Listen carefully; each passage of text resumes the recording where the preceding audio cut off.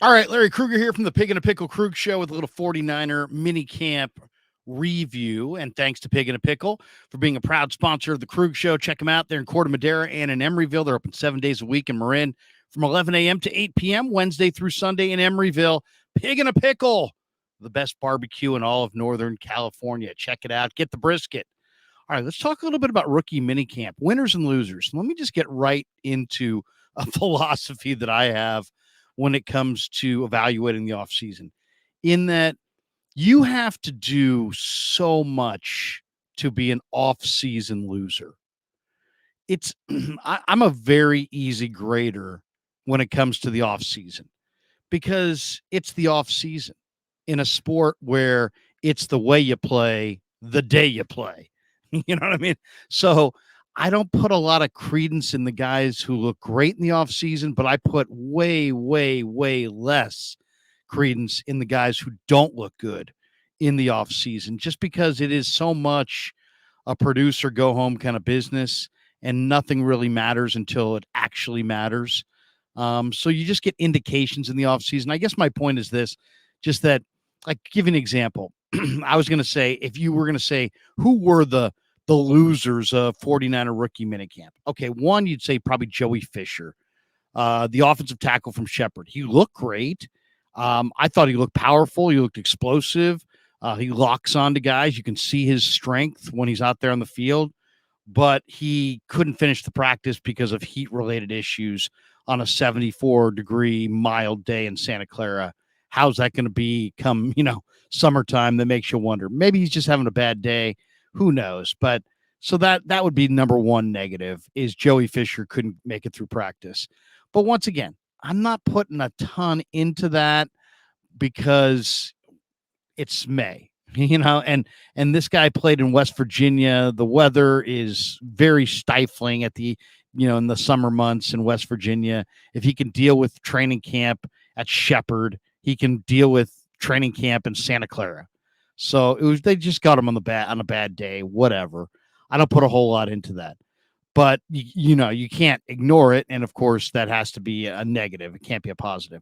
The other two guys that I thought weren't negative necessarily, they just weren't overwhelmingly positive, and those would be D. Winters, the linebacker from TCU, and Cameron Latou, the tight end from Alabama. They didn't look bad. I mean, I'll say this: neither was in bad shape. They didn't stand out. I mean, Winters on film, when you watch him, with live bullets flying in the national semi against Michigan, he looked incredible. In this camp, he may have been carrying some bad weight. He may have just been, learning a new system. He may just be a game day kind of a guy. But I thought his play speed, I was expecting him to look faster. He didn't look that fast. He looked a little small. He looked a little out of shape. But you know what? I'm not really worried, just because the collegiate production for an inside backer, the historical record on that is that guys who make a ton of tackles in college make a ton of tackles in the pros, and there's not that much projection that goes into it. It's all about conditioning. So was Winters in shape? I don't know. Is he going to be in better shape this summer? I would guess yes. And as far as Latou, he didn't look bad. He just didn't stand out as like, wow, look at that guy. That guy was a third-round pick. It wasn't like, you weren't walking away from the practice going, yes, the Niners landed Latou in the third and get ready for the Lombardi Trophy. You know what I mean? It wasn't that kind of a practice, but that's probably putting too high a standard on Cameron Latou's first practice.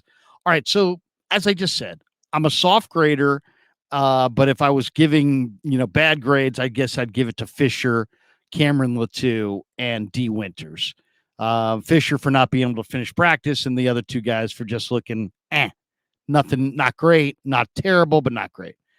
All right, so who looked good? And then to me, there's the look good, and then the you got to be freaking kidding me, that guy looked great.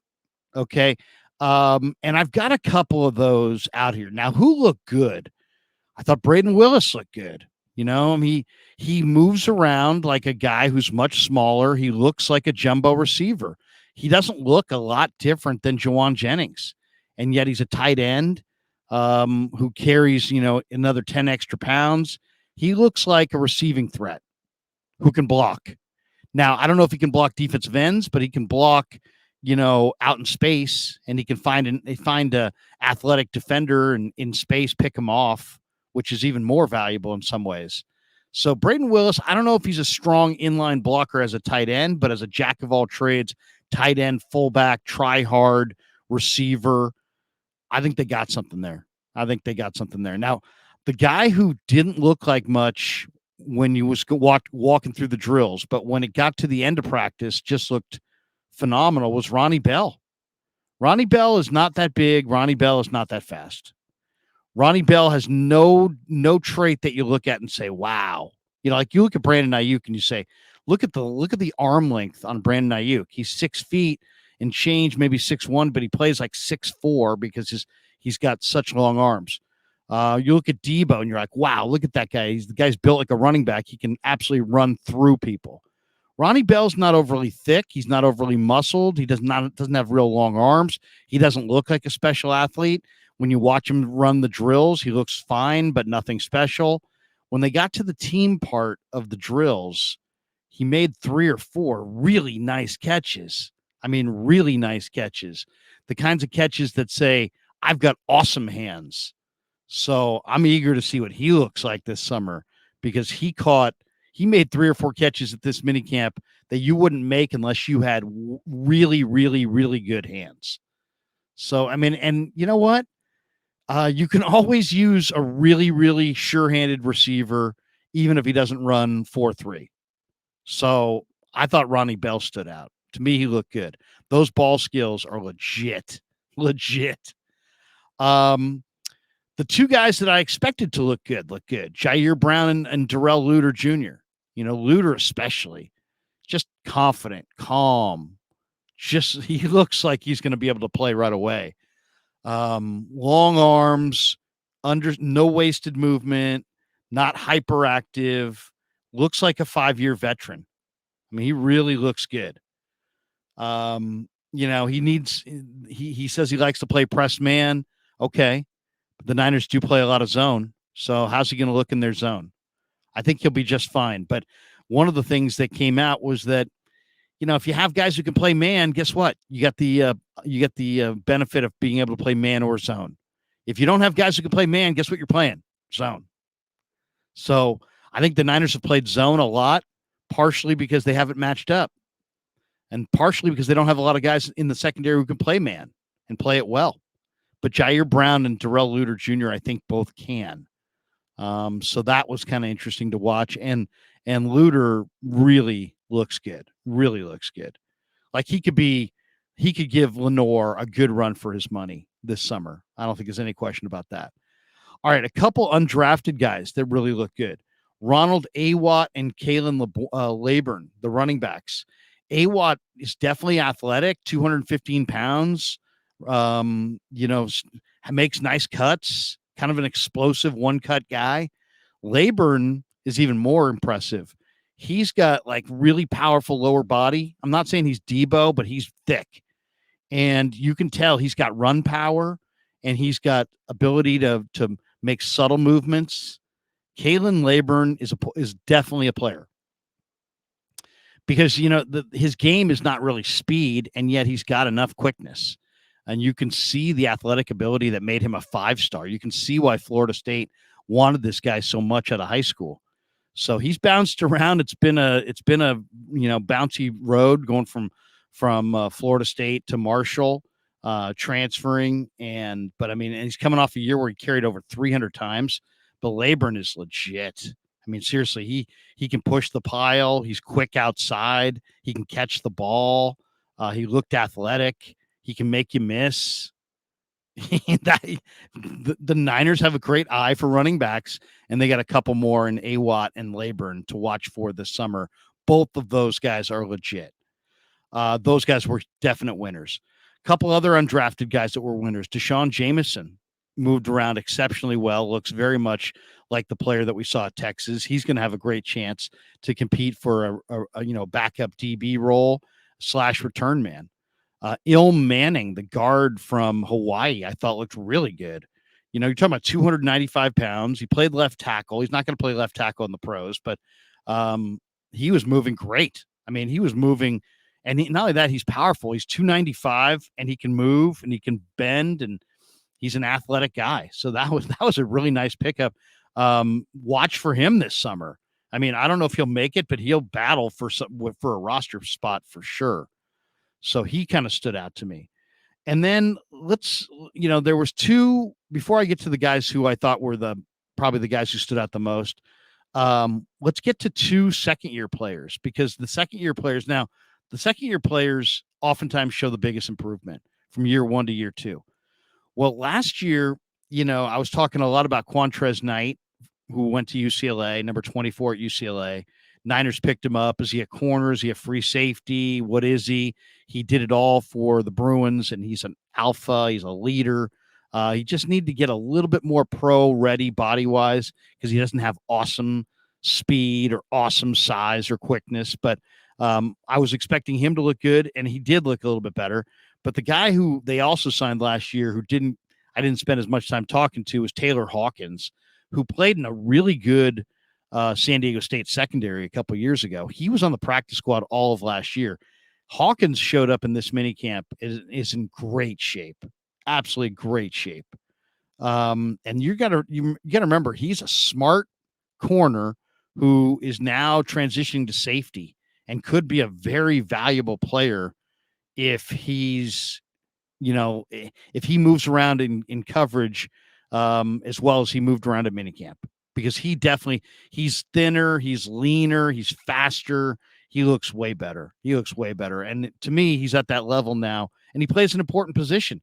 I mean, all those guys, you need guys in the secondary who can cover, whether you're talking about nickel, corners, outside corners, safeties. It's a rush and cover game. You can't play safety in the NFL if you can't cover. And in Quantrez and Taylor Hawkins, you got a couple guys with corner experience who are going to compete for, spots in the secondary and on special teams. And Hawkins looked great. And he was a very good football player in college. So to me, it was always like, hey, is he an NFL athlete? I know he's a good football player. I know he's a smart football player. Is he a premier NFL athlete? Well, he's right on that border, but man, he's looking like he's doing the work. He is doing the work. So look for Taylor Hawkins, because he's a smart player, and he's going to compete for a job. The other guy that I thought really looked great was Tay Martin. Tay Martin had some upper body strength, work that he needed to do. He wasn't very strong coming out of Oak State, but the guy's got ball skills and size, and he's a good route runner, and he's got phenomenal hands. I mean, this guy could be absolutely a monster red zone guy for the 49ers. He could be a massive chain mover. You think of Juwan Jennings and how well he catches the ball. I kind of think Tay Martin has better ball skills than Juwan. I just think we haven't really seen him enough yet. Wait until you see Tay Martin this summer, because to me, he looked like the best receiver as far as, in and out of the breaks, plucking the ball with his hands, catching. He was leading a lot of the drills. Now he's been there, so that's part of the reason he's leading the drills, is that these other guys are rookies and they don't know the program. He's there, he knows the program, but he looked good. He absolutely looked good, and I expect Tay to play well in the preseason and maybe fight for a job. All right, let's get to the guys who kind of, in my mind, stole the show without really grabbing. No, there was no oohs and ahs, right? Because it wasn't like there was. There were some quarterbacks there. I thought Clayton Thorson looked pretty good in the mini camp. He definitely looked good enough, and I know a lot about Thorson because I watched him at Northwestern. Big guy, just an average arm, but really smart, really athletic guy, good prospect. So, like, if they decide they want to go in a different direction for that fourth quarterback spot, Thorson definitely could do the job. But the three guys that, to me, opened my eyes the most at this mini camp were Jalen Graham, the linebacker from Purdue. Just really looked great. I mean, he's out there. He's in terrific shape. He's bigger bodied guy. I mean, they list him at 6'2", 220. He looked like about 6'3", 235. I mean, 230, 235, but just really well put together, but very athletic, very quick, just always around the ball, it seems like. But his movements, his confidence out there, you can see Jalen Graham's a player. Jalen Graham is a player. So watch for him this summer. He wore 50, I think, this weekend. But the Purdue, and they coach him up at Purdue. He's a well-coached kid. I liked him 2 years ago coming into his final year. I just see him as a linebacker that fits the Niners mold. They like guys who can run, that are instinctive, that can break down in space, that can, cover that entire second level and have great versatility, but also great range. They're not looking for 250. They're looking for 220, 225, but great natural cover guys who know the game and are smart players, and they're flowing in the right direction. That's what Greenlaw is. That's what Warner is. That's what Aziz Al-Shaair is. That's what Marcelino is. And that's what Jalen Graham is as well from Purdue. So look for him this summer. He was impressive. I expect him and Winters to really add a lot to that linebacking core. All right, that's number one. Number two is this Spencer Wagee, who I was watching. Now, granted, I was 2 fields away, and I didn't have the binoculars, but he's out there wearing 69, in the defensive line drills, and this guy's 300 pounds, and he's bouncing around, looking like an edge rusher. I thought he was. Now, granted, I was 100. I'm literally 75 yards away. So I'm watching it from way, way far away. But even from 75 yards away, this guy, his get off is unreal. His hand placement, I think, is really, really good for a North Dakota State FCS kid. I thought it was really good. He looked like a pro. He looked like a professional practicing. And his hand movement very fast. His body lean, his bend, very impressive. We're talking about a 300-pound guy. He looked like an edge rusher. From 75 yards away, the guy looked like a 260-pound edge rusher, and he's 300 pounds. And he's got a 1.66 10-yard split, which is the same as Alden Smith had coming out of Missouri. So Spencer Wagee, I can't wait to see what he looks like when they put the pads on, because he is – at 300 pounds to move like that, that's a find. That is a find. And I'm rooting for the kid, but I can separate the fact that I'm rooting for the kid to think that he's got special traits. He does have special traits. He's 300 pounds and he can bend and contort his body like Charles Omenihu. He's an incredible specimen. I mean, really. And the motor is great. So and the strength I think is good. Tough kid, humble kid. We interviewed him. You can tell he's wired right. So now it's just about, can he play the game? And from 75 yards away in minicamp against Bags, he looks damn good. He looks damn good.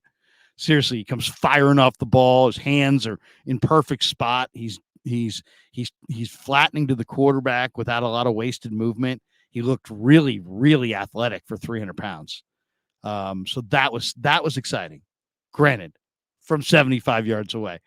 And the last guy that stood out. Now, so Wagee's 6'5", 295, 300, whatever he is. He said he's right around 300.